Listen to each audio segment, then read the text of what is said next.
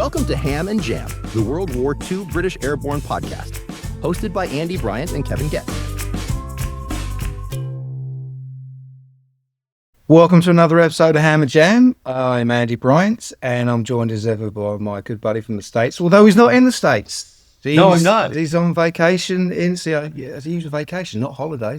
That's right. I'm getting the lingo. I am slowly converting you over to the American lingo, aren't I? Well, and there's me thinking it was the other way around. Never mind. Yeah, obviously it's the one and only Kevin Getz. We've just got back from We Have Ways Fest 2025. Cracking weekend, wasn't it, Kev? Yeah. Oh, fantastic weekend. It was great to interact with a lot of the Ham and Jam listeners. We got to finally put a face to the name, and it was just an absolutely spectacular weekend. It was indeed. So we're going to do something slightly different for this episode. We're on the road. We've actually left the confines of our virtual pub, the newly named Horsa and Groom. Horsa and Groom. If you didn't see the video, we did a video while we were at We Have Ways naming our pub. So yeah, we're on the road, and we've actually come to, as Kevin's in the UK, to where I work and where I love to work, the Army Flying Museum at Middle Wallop, which is the home of the modern Army Air Corps, but also is the regimental museum for the Glider Pilot Regiment, and have some fantastic aircraft on display, including Kev's favourites.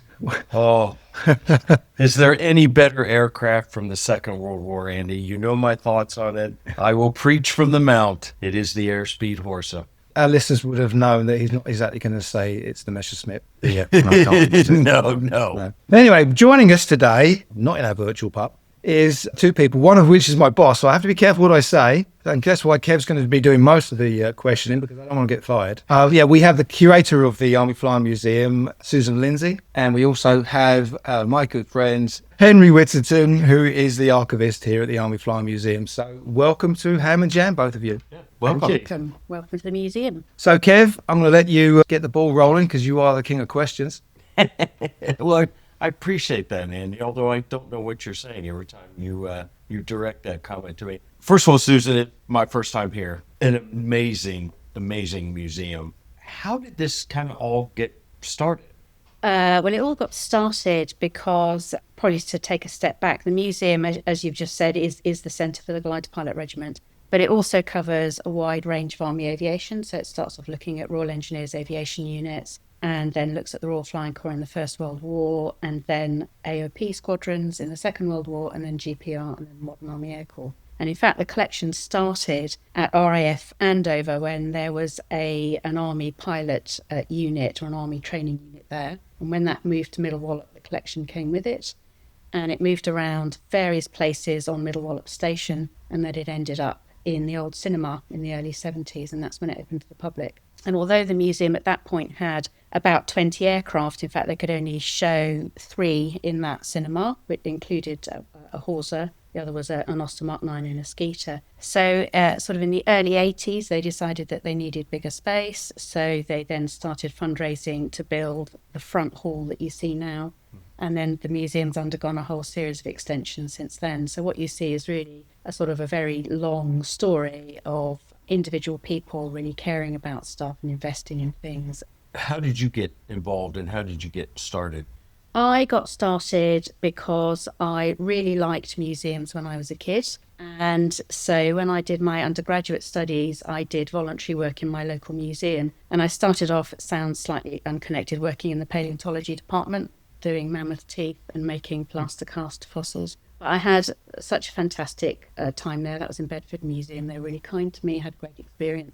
So after I graduated, I worked for a bit, and then I did a postgraduate Master of Science degree in Museum Studies at Leicester University. And then my first job after that happened to be with the RAF Museum, but it wasn't at Hendon or Cosford that people are now familiar with. It was at an outstation at a place called RAF Cardington. And some of your listeners may know Cardington. It's where they've got the 2 giant green airship sheds. And I wasn't working in the airship sheds. I was working in nevertheless a huge building that was just down the road. And it was where they used to sew the fabric for the airships. And it was really huge, this building. In its heyday, it had an internal railway and things like that. But I started off there, and my job was quite basic. It was processing stuff that had been catalogued into the RAF Museum collection, storing it, doing audits and things like that. But that gave me a really good start, and the team there really gave me a foot in the door, which I'm always grateful for. And from then I went to the Royal Marines Museum when it was at Eastney, and I stayed there for 11 years. And then I came here about 18 years ago. Henry, what exactly do you do here at the museum? How did you get connected with the Army Flying Museum? So we're sat in the archive reading room as we're talking right now, and this is where we have researchers come in, we have volunteers do work in here, and myself and Andy work in here as well. And then behind me, where I'm sat, is the archive strong room, the storeroom. That's where we have all the records. Before I joined the museum, I had just finished a master's in international military history, and I knew during my time at university and then doing a master's, museums was somewhere I wanted to work in. I did a short placement during my master's as well, and then I got the archive assistant position back in December 2020. And he now spends most of his time instructing me on the mysteries of Excel. Yeah. We use a lot of Excel in the archive. Yeah, as somebody who uses Excel, I'm a pretty good tank driver. You both are working here. What is the one piece when you come to this museum that really either draws your attention, or it's like the pinch on the arm that says, I can't believe I get to work here every day. This is my job. I think I could choose a couple of things here. I think probably the one that I would think of immediately is the Apache AH Mark I, which I know is outside your, perhaps the interest scale of your listeners. The reason I'm picking that is because it represents a key milestone in terms of the development of Army aviation, because it's the first purpose-built attack helicopter, because it took us a long time to get it here, because an awful lot of people worked very hard to get it here in terms of gifting paperwork, in terms of the, excuse the pun, nuts and bolts of actually assembling it on site and such like, but also because it's a particularly important aircraft because it was the one that was used in Jogram Fort in 2007. So it's important on many levels. But quite often you can be tasked to do a job and you will be working with an object and you know it's been in a showcase for many years, and then all of a sudden you'll get a query about it and you'll have to do some work. And all of a sudden you'll find that this object holds a much richer story than perhaps you even knew. So the whole process of what do you get drawn to, or what do you value a lot, it can change over time because you're constantly finding out new things about your own collection. Sure. Henry, what draws you every day? One of the things that came across in the last few years was a collection for a Royal Flying Corps observer called Maurice Hill, and one of these things was his poetry book from school, which I actually have in front of me to show Kevin. It's just fantastic. He took it with him when he went to France and ended up in Germany. But I'll just show you. So throughout it, he actually annotates a lot of the poems as well. And he has written as well on the first page a list of all the places that he went. And so, obviously an insight into where he moved throughout the Western Front, but also this was something that he had with him. And that's the other thing about the museum is, yes, we've got lots of aircraft, we've got lots of objects, but it's about the guys that flew these machines. You know, where are a lot of like these items coming from? A wide variety of places. Stuff comes into us and has done it. A lot of stuff in the past came directly from the Army, and then we get a lot of personal collections as well. So a lot of the stuff we get coming into the archive are items which either the person themselves or their families, after they've passed away, bring in for us to preserve and care for. I'd agree. We're very dependent on the sort of generosity of families and individuals who kindly give us material, and then that enables us to use it for displays or social media or research, and so it's much appreciated. I've had the opportunity to go back into the archive room for a little bit. Obviously, that's not everything. Is it a question of space? What do you guys do with all when stuff really starts coming in? Where does it go? Describe the process of when a family brings something to the museum and says, I'm willing to let you guys have this. We'll tend to actually spend a bit of time just chatting to them about the collection in the first instance, because quite often what you want to do is to just make sure you're getting the provenance right, and you've got to make sure that what they're offering you is fitting within what we call our collections development policy. So you have a policy that says we can acquire this material but not other material. So actually it tends to start off with you having a chat with them, either face-to-face if they're here or via email. And then once that donation comes in, we will then complete an entry form. And then once that is done, it actually quite often at present goes to Andy. Am I fair in saying that? Yeah. Which to me is the most interesting part of my job, I must admit. And sometimes it's great because somebody will bring something in and you'll open that box, and especially if it's GPR related for me. I'm not saying that I'm not interested in the other stuff, RFC or the AOP or the Modern Army Air Corps, but specifically for me, opening the box for the GPR stuff and just that wow factor of what you're going to find. Sometimes it's brilliant. We've had that recently with some stuff. I catalogued a Union flag that a GPR pilot carried through Normandy, through Arnhem. He was captured at Arnhem, and he kept this flag with him all the way through. And that was a wow moment, seeing that in amongst all the other bits and pieces. Susan, Andy was walking me through the museum. Of course, I get to the Hamel car. I know I'm a Horsa man, but there still is something. Once I dragged him away from the halls, I kicked him and screaming. That is very true, listeners. He did have to drag me. I mean, the Hamel car is just, what an incredible piece, what an incredible find. And to have the cockpit and then have people being able to walk into the side of it and see. How did the museum get hold of that? So the museum got hold of it because it was spotted in the corner, how it's talked about is the corner of an overgrown orchard in Wiltshire. And it was spotted by two aviation enthusiasts who saw it and recognised what it was, even though it was being used as a chicken coop. They tipped off the museum, who then purchased it from the lady who owned the orchard and who owned the aircraft. And she told them that she remembered her father buying it in sort of around 1945-48 as a chicken coop. And therefore the museum was able to acquire it. It was brought back. I think it was kept at Middle Wallop for a while before it was worked on. But when they did an initial condition report on it, they sort of talk about it being in very poor condition, unsurprisingly, because sort of some of the skin was lifting off. Part of a section of the top of it had been covered with some corrugated iron, so that was preserved better, but it was still suffering a lot from furniture beetle and things. But one of the things that they write is before we can move it, we've actually got to get rid of the nesting boxes for the chickens and get rid of the chicken before we can move it. So yeah, it was a brilliant find, and it just happened to be spotted by people who knew what they were looking at. And it was, the co-op had something to do with it. Yes, you're right. I think they were involved in the sort of renovation of it. Yeah, supported it. Yeah. Yeah, it is great, because the only other piece of a Hamel car that I know of that's original is at the Tank Museum. Yeah. That's literally just the framework of the cargo area. Yeah. Whereas our one, luckily, is we've got a bit of wing, we've got the cockpit, we've got it's one of my favourites. So yeah, and also obviously we've got the Horsas. Yes. So. Kev, you have a question about my the goodness. Horsas? Oh, where does one start with the Horsa?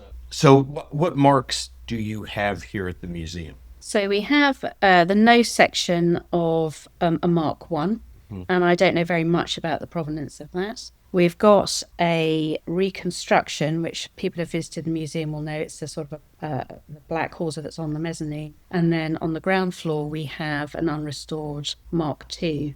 The black one on the mezzanine was restored in about 1972, and that's a composite of various different Horsa parts. But one of the stories I've heard about the fuselage section for that was that it was found in Abingdon Jail Sports Centre, where it was being used as a changing room for a squash club. And that was why, because a lot of other Horsas obviously were used for sheds or whatever, but this is to survive because it had been inside. You've been inside. Yeah. So there's a couple of sources that talk about the fuselage section of that being from that source, and that was restored actually by REME personnel, like I said, in 72. And then the other Horsa I've just mentioned is the Mark II that's on the ground. The nose open, and that came from RAF Henlow, and there used to be a reserve collection there. But there's a really brilliant letter on file from a gentleman who wrote to the museum in 1990, and he said, I think I recognise that Horsa. And he tells the story about how his father bought the front section of a Mark II Horsa in a surplus sale at Rawton for £12. And his father could have got a cheaper Horsa, because there were quite a few being advertised as chicken coops. But this one was slightly more expensive because it had the controls in it. But he wanted the one with controls in it because he was actually buying it for a playhouse for his son and his friends, and he thought they'll have more fun if it's got controls in it. And so he bought it. The kids did have a great time in it. It stayed on their farm for about 13 years, and apparently glider pilots would visit the farm and just sit in the cockpit for a sense of, a nostalgia or whatever. And then around 1966, he donated it to RAF Henlow. So that sort of closes up the loop with our paperwork. Now, we can't be sure that there weren't 2 Mark II Horsas at Henlow, but one of the lines in this gentleman's letter is, "I think I recognise my playhouse." Your museum. Yeah.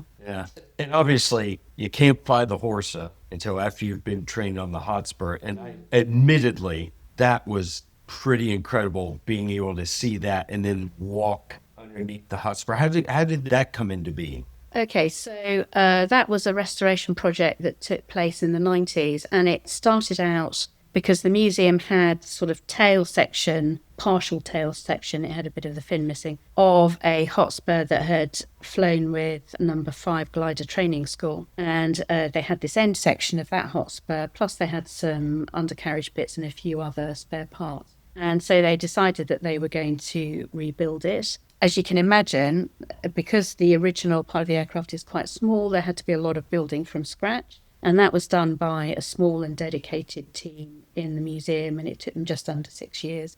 So it was sort of quite a substantial project, but very worthwhile. And during the course of the restoration, they were sort of acquiring extra bits for it, so more of it became original as the project went on, if that makes sense, incorporated more original parts. And just an interesting point, the restoration work had started on the tail section, and the tail number that you now see on that Hotspur was a Hotspur from the logbook of one of the guys who did the restoration. Wow. A quick question. What are the problems inherent with running, for want of a better word, an Army Flying Museum? What's the day-to-day struggles that we have here? Well, the obvious one is that we're a registered charity, and we do get fantastic financial support from the Army Air Corps and through the MOD, but there is still a significant shortfall between what it takes to run the museum and the money that we get through those sources. So it's a constant battle, and we have an absolutely fantastic corporate and marketing team who work really hard to help with that. So it's financial in that respect, but there's also sort of practical things about the fact that it's really brilliant working in a museum that's got a current story that's still being written. But obviously there is a challenge there, and the challenge there is that you are quite rightly under pressure to make sure that you're constantly up to date. And that gives you the challenges of space and things like that, and also sort of making sure you're relevant so that people feel that when they're coming to the museum, they're finding out about stuff that they want to find out about, that they can relate to. Susan, obviously, it's the Army Flying Museum. You're going to have veterans of the period coming in. Is there any particular interaction that you've had or any veterans you fondly remember because they come into the museum? Your standout moment. Yeah, your standout moment. I wouldn't necessarily pick on one particular standout moment, but I probably would talk about one particular person if I may. And you're right, it is a real privilege to meet some of these big characters, and that has been one of the privileges actually of my whole working life is meeting some really amazing veterans. But in terms of this museum, I probably have to talk about Lieutenant Colonel Ken Mead, who started out in the Royal Engineers and then transferred during the course of the Second World War into the Glider Pilot Regiment. And he flew in a Horsa into Mallard, and he flew a Horsa into Arnhem, where he was taken POW. And he went on to fly Osters, which are light powered aircraft, and then moved into helicopters with the Army Air Corps and became a qualified helicopter instructor. And I was really lucky because he was volunteering at the archive and with the museum well before I got here. But I was very fortunate enough to be able to work with him as an archive volunteer for many years. And it was just a real privilege to work with him. He was a great fund of knowledge and wisdom, and I respected him a great deal. And as you know, with all of these things, what you do is you do the reading around something and you think you've got a grip on a topic. And then you'll say to somebody like Ken, okay, this is what I think happened, isn't it? And you say, well, in theory it did, but in practice, actually, this is what happened. Yeah. And that's what the real joy is of having that combination of staff who may have come through one route, but if you can work with veterans, they're really good at telling you how it really was. Same question to Henry, I think. Yeah, well, that's something that we've tried to do at the museum is speak to veterans, not only through volunteering, but we also have an ongoing project, an oral history project, which started a few years back when there were renovations and wider museum-wide project. The aim of it was to collect veterans' stories, initially about specific campaigns, which you can see when you visit the museum on the mezzanine floor. In the first hangar, we've got several of these oral history stations with clips from these stories. And that's something that we've tried to continue. We would be remiss if I did not mention my friend here who sat me down to watch that fantastic film clip of all of King's horses, which is just amazing. And not even the colorized stuff, but the very early training and just with the Kirby kites. with the Kirby Hotspurs, kites, just amazing footage that really, really captured my attention right away. Yeah, I mean, Yes. for our listeners, we unfortunately the temporary exhibition is just about to end, but we've had it running for the last 3-4 months Yeah. on a loop, and it gets a lot of attention. A lot of attention, especially the end where you've got colour footage of horses being towed and taken off, and there's a certain gentleman in Yes. his Stenison smock and red beret. For those of us that are Chatterton men, Yeah, it's an extraordinary clip where he Yeah. he makes that turn and you recognize it right away. Yeah. To see it in colour really, really brings it home. Yes. It's great. It's Great stuff. again, it was an extraordinary. I was completely mesmerized sitting there watching it, and just It's a great it piece of is film. it's a great piece. One sort of final question, because we are going to have to bring the episode to a close, unfortunately. I'm bringing someone to the Army Flying Museum, some from out of town or out of the country. You know, what have you got to offer us here as visitors to the Army Flying Museum? What makes us stand out? Henry? We've got excellent facilities that if you were bringing something to us and wanted to donate it, we will make sure that it's preserved and it is accessible for future generations. Outside of the archive, I think you'll find that we do have very friendly staff. We do have excellent exhibits. You know, people are always on hand. If you want to ask us a question or anything, we will be there to answer it or try and answer it. We do fantastic education activities as well. Really good food in the cafe? Really good food. And during the school holidays, we do craft activities. We try and get lots of different events going on, whether there's lectures or goats in the farm brought in for the kids. Come for the goats, folks. Come for the goats. Yeah. There's so much going on. Yeah. I think that's It's more than just what you think goes on at a military museum. yeah. There is, I mean, you know, you'd expect me to say that because I work here, but it is absolutely true. There is so much more. I think Henry's covered everything, but sort of underpinning everything that Henry has said is I think what we try and do at the museum is we really think about audiences. So we, in terms of how the exhibits are designed, in terms of the events and in terms of all the things that Henry's been talking about, like the craft activities and the education, it's about us thinking about what do we think that people want to find in a museum, what sort of experience do they want? And I think that sort of underpins our thinking. Unfortunately, we are going to have to bring this episode to a close. This is going to be a really strange one because we're not actually in a virtual pub. And obviously, we're sitting here in the reading room of the archive, so there is absolutely no food and drink in here. So we're not going to be able to do that, which is why we didn't do our round robin of what is everyone drinking at the start. We're not getting the dirty look from the landlord. We're not getting the dirty look from the that's good. landlord, although I don't think I'm getting any dirty look from my boss, Susan. So I So think you'll still be working here next Well, week. I hope so. I really do. Otherwise, I'll be doing this in the States with you.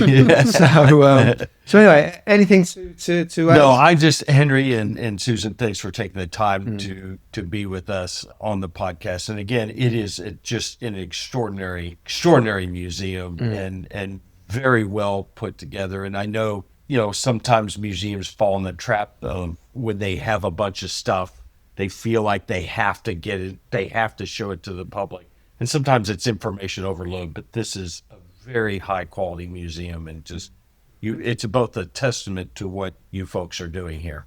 Well, thank you. Thank Thank you you. for coming. Thank you. Appreciate it. So it just remains for me to call time, ladies and gentlemen, on another episode of Hammer Jam. Thank you all for listening. Don't forget to give us a like, follow, or subscribe wherever you've listened to us today. And you can also become a supporter on our Buy Me a Coffee page, which you can find at buymeacoffee.com/hamandjam. So anyway, I won't say raise a glass, ladies and gentlemen, but what we can still say is cheers. Cheers. Cheers. And Ham and Jam. Have a jam.